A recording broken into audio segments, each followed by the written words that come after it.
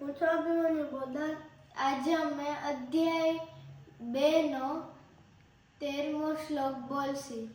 દેહિનોસ્મિન યથા દેહે કૌમારમ યૌવનમ જરા તથા દેહાંતરમ પ્રાપ્તિ ધીરસ્તત્ર ન મોહ્યતિ.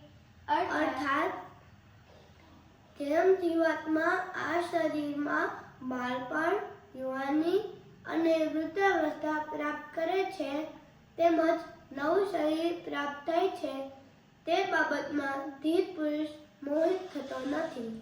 अर्थात जैसे इस आत्मा को शरीर में बचपन, युवानी और वृद्धावस्था प्राप्त होती है, वैसे ही नया शरीर मिलता है.